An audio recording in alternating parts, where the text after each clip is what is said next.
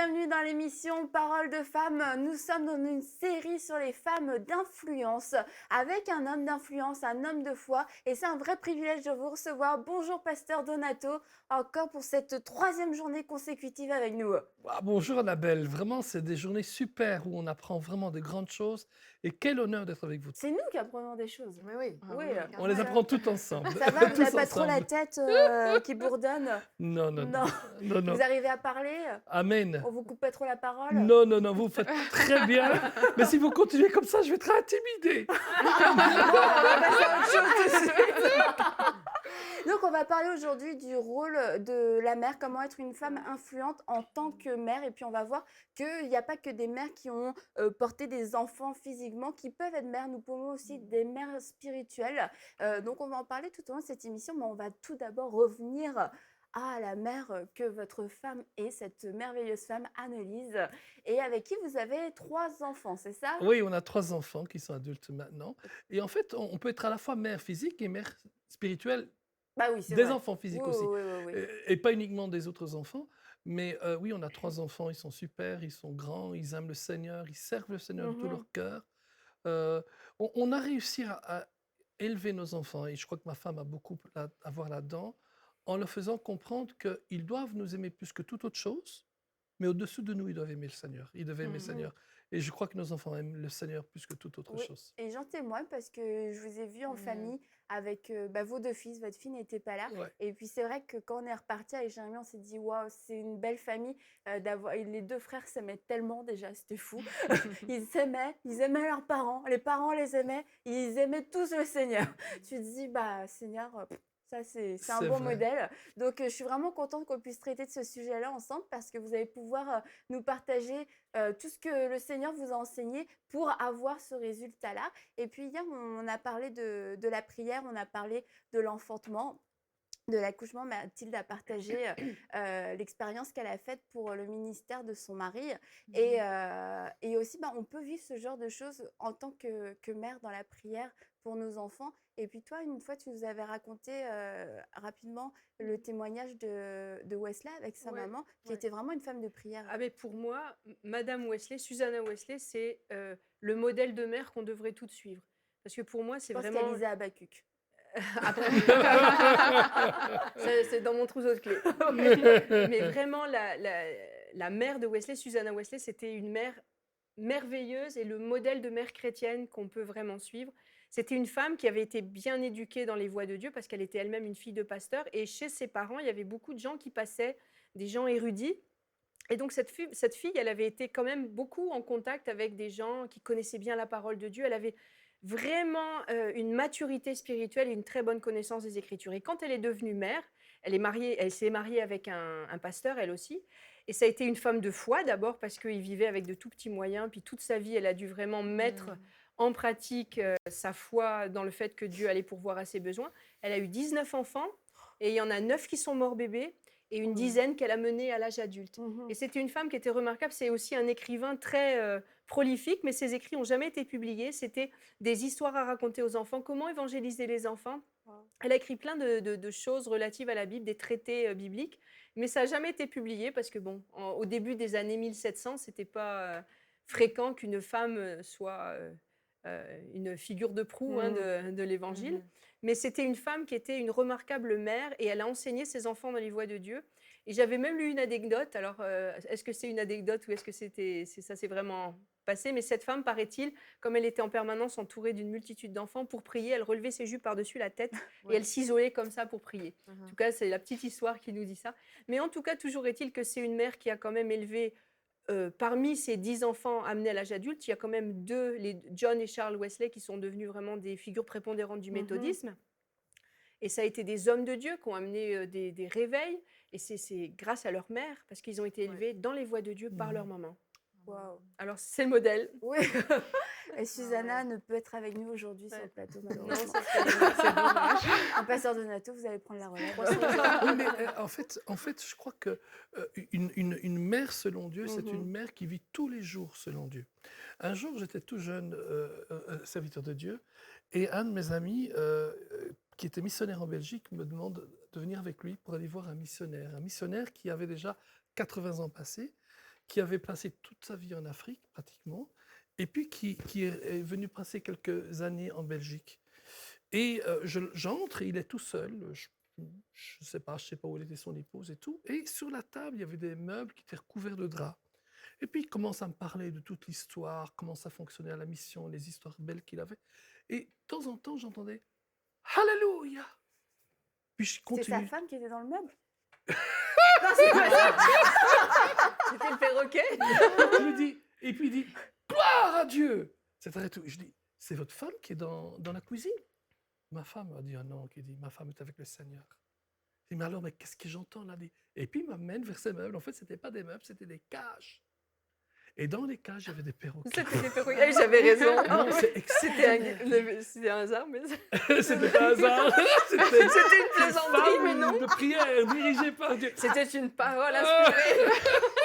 Mais en fait, Pas la la mienne. maison resplendissait de la gloire de Dieu.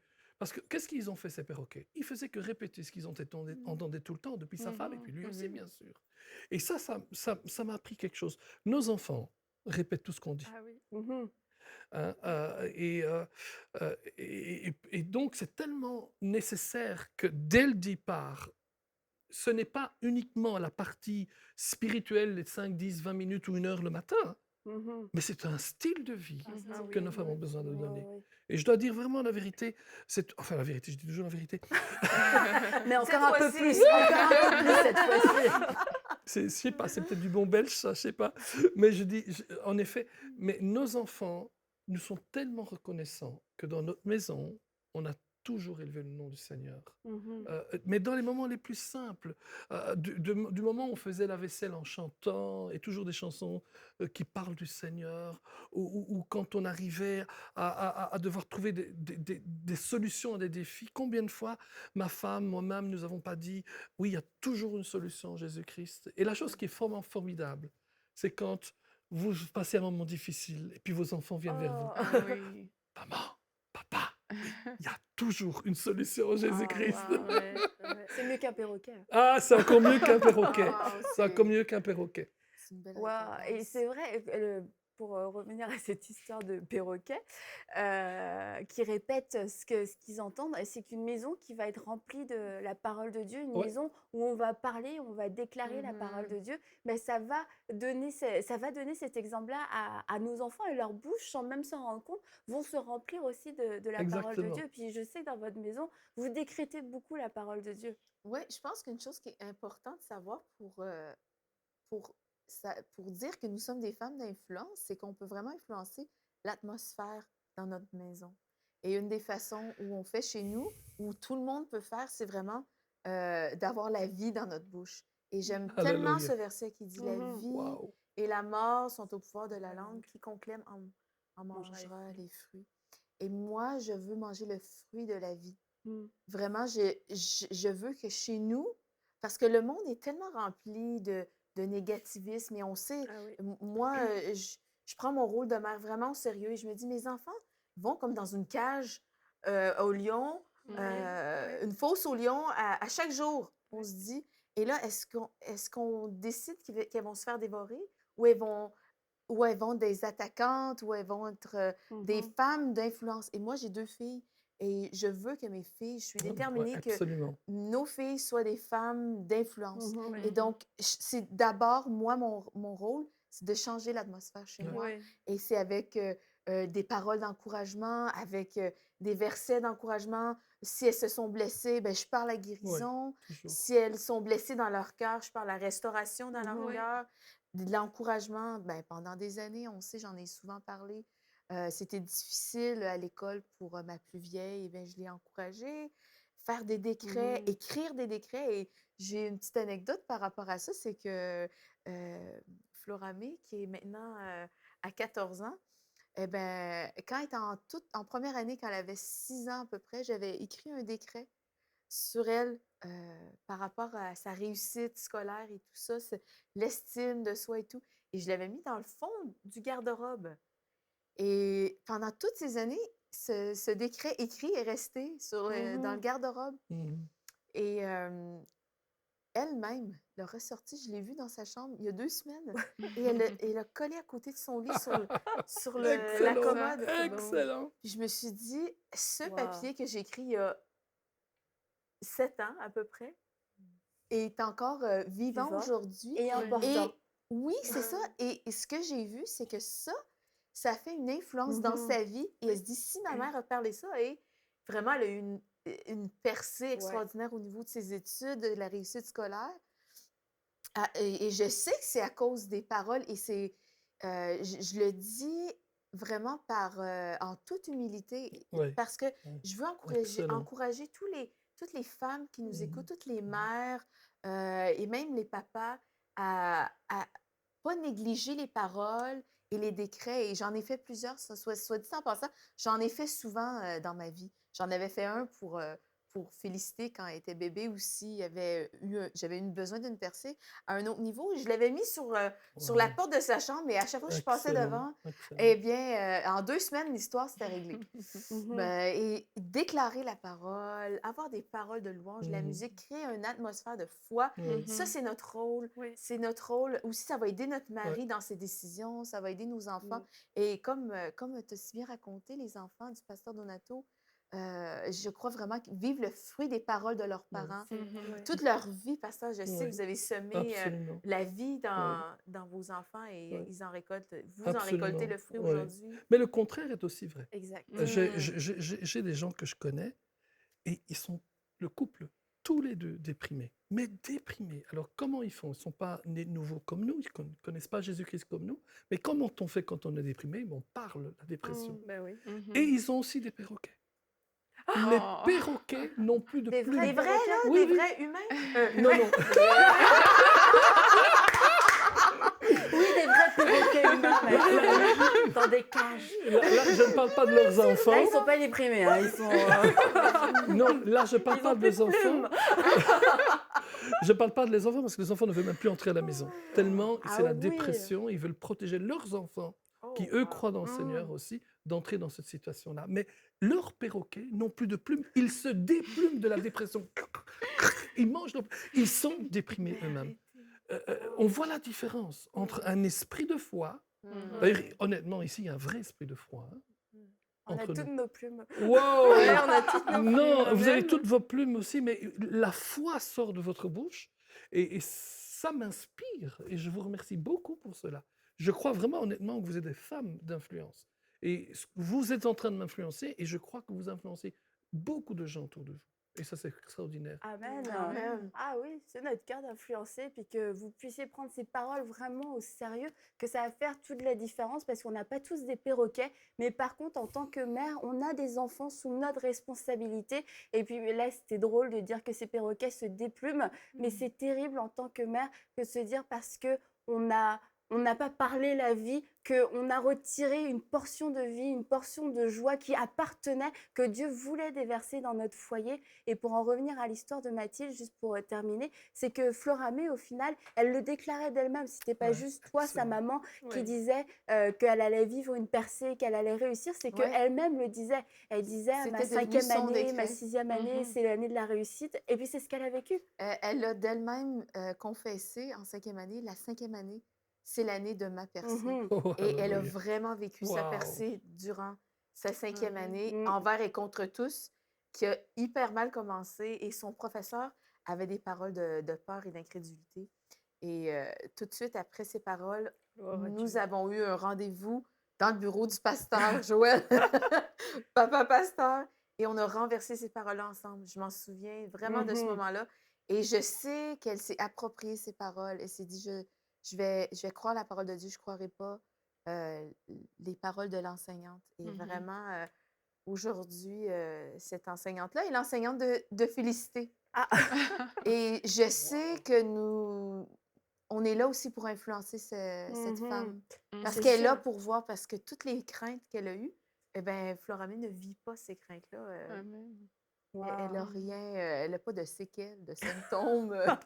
Mais elle a des séquelles de la Flora- réussite de Floramé, la prof. Oui, D'avoir vu qu'une élève qui était apparemment en danger a été, waouh, a vécu une percée oui, et elle a été contrainte de reconnaître qu'il y avait eu un miracle, hein, elle aussi. absolument. vraiment, je veux dire, elle en avait perdu ses Son mots. latin. Ah oui, vraiment, elle dit: «Ben, j'ai rien à dire. J'ai j'ai rien à dire». Mais moi, ma récompense, c'est de voir que ces décrets-là, ces paroles-là sont devenues Réalité. celles Ouais. de Ouais. ma fille. Ces Mhm. paroles-là sont devenues Mhm. vraiment, une réalité Mhm. pour elle et pour moi, ça me bénit. Et j'imagine que votre femme, on dit Annelise, hein, pour bien le dire. Annelise. Ouais, moi je dis Annelise, mais ça. Non, mais c'est bon. Mais Annelise, c'est très beau. C'est encore plus beau. Si vous voulez, je vous le dire en néerlandais, Annelies. Oh bah, Tu peux répéter on à peut la- Elle est faire hollandaise, le ma reste de femme, l'émission en donc. néerlandais, je truc.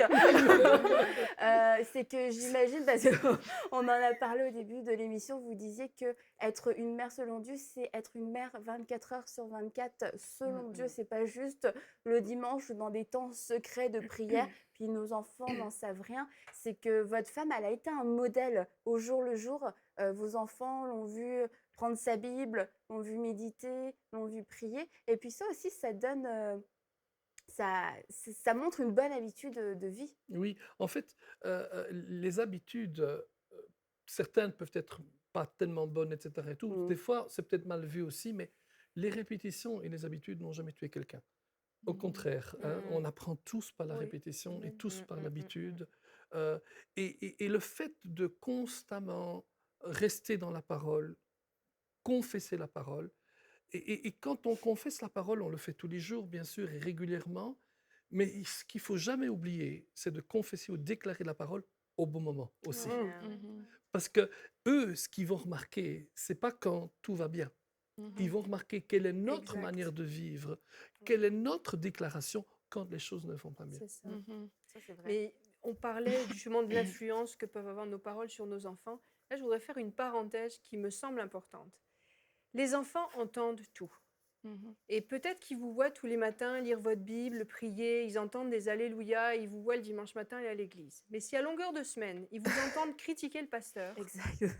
critiquer les chrétiens, critiquer l'église, et repasser ces choses-là, et on sait que dans des foyers chrétiens, c'est le sport national, ces enfants-là, c'est pas le fait que vous lisiez votre Bible qui va les influencer, Ouais, c'est le fait que je l'église, comprends. c'est un lieu où tout le monde décroche, où tout le monde fait ci, tout le monde fait ça, et le pasteur est nul.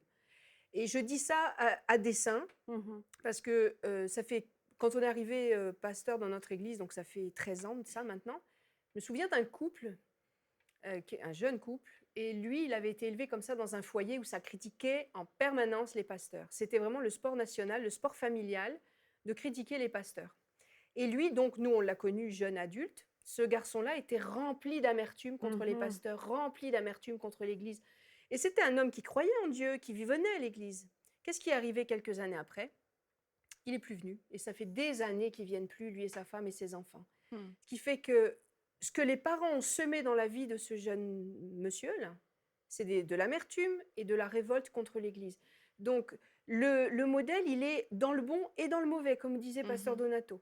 Il faut vraiment faire attention, ça ne fait pas de nous des chrétiens super spirituels que de trouver le pasteur nul. Parce qu'il y a certaines personnes, on dirait qu'en enfonçant les pasteurs, ils se sentent peut-être au-dessus, je ne sais pas. En tout cas, je ne sais pas ce qui se passe dans leur tête. En tout cas, s'il y a des petites oreilles qui vous entendent, Mhm. c'est non seulement, c'est sûr que, bon, déjà, entre vous et le pasteur, réglez vos affaires, mais vos enfants, là, vous semez une graine qui va faire du mauvais toute leur vie, qui va peut-être même les faire passer à côté du salut. Mhm. Donc, je ferme ma parenthèse, mais je pense qu'il fallait que ce soit dit. Mais moi, je pense que c'est une parenthèse importante parce Ouais. que on doit toujours se rappeler de ceci. D'abord, personne n'est parfait et les pasteurs ne sont pas parfaits non plus. Mais on doit se rappeler, c'est Dieu qui nous place dans l'Église, la Bible dit. C'est même, on pense peut-être qu'on a choisi l'Église, mais en fait, c'est Dieu qui nous y a placés. Et comment nos enfants peuvent-ils voir en nous des gens cohérents, qui savent qu'on est dans l'Église que Dieu nous a placés, mais en même temps, à la maison, on ne fait que critiquer le pasteur. Et ils se disent, mais alors c'est ça pour eux l'hypocrisie. C'est pas le fait qu'on se trompe, on peut se tromper, on peut tomber, on se relève. Mais la vraie hypocrisie, c'est un style de vie. Et ça, c'est important. Je crois que c'était très important ce que vous avez dit. En tout cas, une bonne mère, selon Dieu, ça ne critique pas le pasteur à tour de louche. Amen. Ça ne Amen. critique pas tout court. Ça critique Ça pas. critique pas. Absolument, Ça absolument. critique pas. Et autre chose qui m'avait marqué quand on était allé chez vous, et là, quand je parle de ça, on n'était pas à l'église, etc. C'était vraiment chez vous, dans votre maison, etc., avec vos enfants, votre femme. C'était comment vous encouragiez sans cesse vos enfants. Pas qu'ils n'étaient pas en train de vivre des défis ou pas parce qu'ils passaient par des difficultés particulières, mais juste, on voyait que c'était un style de vie de constamment donner des paroles d'encouragement, des paroles de confiance, verbaliser la fierté que vous avez pour eux, verbaliser l'amour que vous avez pour eux. Et puis, votre femme était vraiment très douce, très maternelle et pourtant vos enfants sont adultes, hein, maintenant. Ils Oui, sont tous adultes oui. et puis elle avait vraiment ce cœur avec eux et ça aussi, c'est important que de penser en tant que mère, vous avez parlé en tant que père aussi, de verbaliser toutes ces émotions positives Mhm. qu'on peut ressentir, concernant nos enfants. C'est vrai. Euh, nous, notre famille fonctionne très très bien. On a des superbes enfants, une superbe épouse, un excellent papa. Oui, de temps en temps, entouré des femmes, de temps en temps, je peux dire du bien de moi-même. Mais je pense que là-haut, il y pense quand même aussi. Mais non, mais on a une famille vraiment merveilleuse. On a vraiment, et Annelise, elle est pour ça, elle est vraiment super. Annelise a toujours encouragé l'encouragement dans la maison. Mmh. Elle a toujours dit, il faut parler bien à nos enfants. Et de nouveau, c'est pas tout de leur dire bien quand tout va bien. Il y a un moment où ils ont besoin de l'entendre et ça, on Ouais. doit le faire. Mhm. C'est un petit peu comme moi et mon épouse, vous savez bien, nous les hommes, on doit apprendre à dire à notre femme au minimum 20 fois par jour, je t'aime. Oh waouh! C'est Et donc, un minimum, Ça, un minimum. C'est élevé, le Mais minimum. j'ai remarqué quand même qu'après lui avoir dit au moins 20 ou 30 fois par jour je t'aime avec SMS, texte, Facebook et tout, à la fin, on arrive le soir, les enfants sont au lit et puis il me dit est-ce que tu m'aimes encore? Mais- et je crois que c'est une sorte d'affirmation qu'elle avait besoin. Mais je crois que c'est la même chose avec nos enfants. Mmh. Nos enfants n'entendront pas jamais assez combien on les aime, combien on a confiance en eux, combien on croit en eux, Ouais. combien on croit que Dieu a une place pour eux. D'autant plus que c'est une chose qu'Annelise et moi, on a beaucoup discuté. Quand nos enfants sont nés, même déjà avant, alors qu'elle les attendait, on a toujours dit, Seigneur, ces enfants, ce n'est pas les nôtres, c'est les tiens. Mmh. Amen. Tu nous les confies pour Ouais. qu'on les mène à une certaine maturité et à un âge adulte qu'ils ont Mhm. maintenant, mais pour qu'ils accomplissent ton plan. Et donc, pour nous, ça a toujours été aussi, ce sont les enfants que Dieu a choisis et nous Ouais. devons les élever Ouais. vers cet immense amour que Dieu a pour eux. Mmh. Et rappelons-nous aussi, Dieu est trop souvent, et c'est Jésus, il nous révèle Dieu comme le Père, et c'est absolument vrai. Dans l'Ancien Testament, la notion de Dieu Père n'est pas très forte, mais il y a quand même une petite notion aussi dans l'Ancien Testament de Dieu Mère. Mmh. Hein? Alors Dieu n'est pas une femme, on est d'accord, Oui. hein? Mais il dit quand même, je vous consolerai comme la mère on console ses enfants sur ses genoux. Il y a cette attitude où on voit que Dieu en fait se révèle pratiquement à travers les parents. Et nous avons toujours décidé, et ma femme a été excellente pour ça, elle doit refléter l'amour de Dieu à nos enfants, comme moi je devais refléter l'amour de Dieu pour mes enfants. Mmh. Et en fait, quand Gabriel a été guéri, mais tous mes enfants, les 3 premiers mots de mes enfants, c'est toujours été papa, alléluia et maman. Les 3 premiers mots. Papa. Nous, on retenait le alléluia. Voilà. Mais un jour, le Seigneur m'a dit, tu sais, Donato, quand Gabriela, tous tes enfants disaient papa, alléluia, maman, papa, c'est moi. C'est pas toi. Ah. Ouais, Mais vous savez c'est quoi? vrai. Je suis pas certain s'il a raison, mais je le laisse croire. Non, bien sûr qu'il a raison. C'est lui, et c'est la plus grande fierté qu'on peut avoir en tant que parent. Mmh. C'est nous assurer que nos enfants aiment Dieu plus que toute autre chose. Et là, Ah pour ouais. terminer l'émission, on se rend compte qu'on aurait pu en faire 2 hein, sur le sujet. C'est aussi comment être une mère spirituelle, comment aimer ses enfants, comment Oui, les élever selon Seigneur, oui, ces enfants spirituels que Dieu nous donne. oui. Je pense qu'on pourrait tous répondre à cela. Moi, je dirais se laisser diriger par le Saint-Esprit. Et surtout par rapport aux enfants spirituels. Nos enfants physiques, ils sont là, sont les nôtres. Les enfants spirituels, il faut faire attention. Il y a beaucoup de gens qui nous appellent à papa et maman spirituellement, mais une fois qu'on leur demande de faire quelque chose, on ne fait plus rien. On n'est plus papa, on n'est plus maman. Hein, donc, il faut vraiment avoir, il faut vraiment avoir un discernement là-bas pour ne pas perdre de temps. Parce que si on veut être des parents spirituels, si Annelise veut être une maman spirituelle, si on veut être une maman spirituelle, on ne peut pas perdre le temps.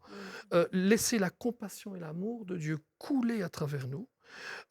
Commencer à voir, à chercher, à aider la personne à découvrir les plans de Dieu. Former, il faut former. Une maman forme son enfant. La Bible dit, forme l'enfant dans la voie qu'il doit suivre. Donc si on ne forme pas les enfants spirituels, ils ne sont pas des enfants spirituels. Hein? Former, enseigner, corriger ces personnes et devenir une sorte de moule. Parce qu'enfin, ils vont devenir nous-mêmes, on va se reproduire. Amen. Hein? Je pense que je peux terminer par transmettez une soif, une faim pour les choses de Dieu. Amen. Amen. Wow. Amen. Ouais. Donc, en tant que mère, ne méprisez vraiment pas votre place, votre rôle. À la fois, vous êtes hyper importante. Si vous lisez le Proverbe 31, on fait tout le temps l'éloge de cette femme vertueuse. Mais ce proverbe commence par l'instruction d'une mère. C'est le roi qui a reçu l'instruction d'une mère et voilà ce que sa mère lui a enseigné. Et c'est de là dont on se base sur ça, sur l'instruction d'une mère pour dire voilà qu'est-ce qu'une femme de valeur, ce qu'est réellement une femme de valeur. Et c'est une mère qui a enseigné un fils.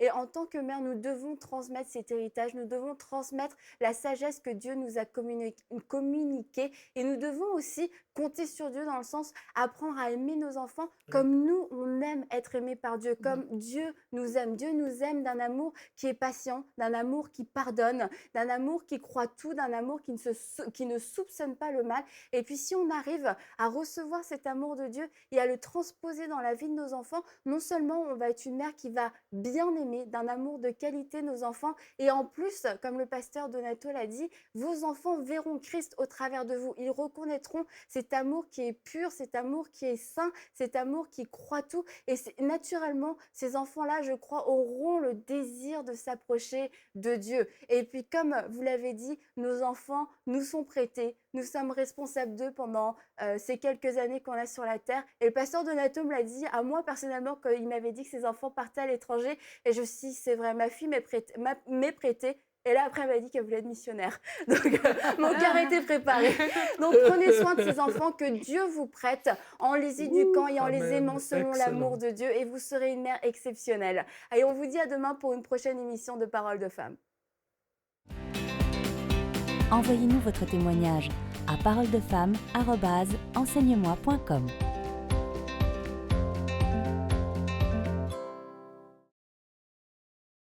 Cette émission est rendue possible grâce au précieux soutien des partenaires d'Enseigne-moi Canal International. Retrouvez tous nos programmes sur enseigne-moi.com.